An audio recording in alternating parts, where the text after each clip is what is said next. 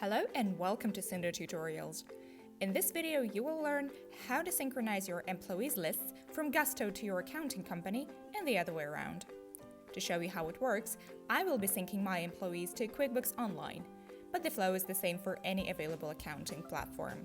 Once you've connected QuickBooks to Gusto via Synder, you will be able to see the list of all of your Gusto employees against the list of the employees you have in your QuickBooks company.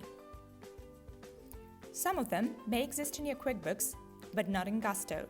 Some of them exist in both of the systems, and some you have recorded in Gusto but do not have in your QuickBooks yet. Now you want to create a mapping. Tell Synder what exactly you'd like to do with this particular employee record. Either add it to accounting, ignore it, or map it to the existing employee. For instance, I want to add some of my Gusto employees to accounting, and I select the action needed. Then I know that Alexander Hamilton is the same employee as, let's say, John Johnson, so I want to link them, not to create duplicates. Select one of the available options for all of your employees and click Save and Sync. This will do the whole synchronization for you in seconds.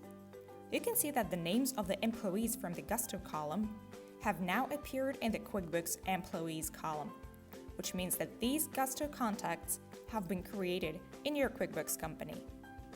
To check that, go to your QuickBooks Payroll tab, Employees section, and see the list of the employees you already had in your QuickBooks, as well as the ones Synder synchronized from your Gusto account. That is how you can synchronize your Gusto and QuickBooks employees lists with the help of the Synder app.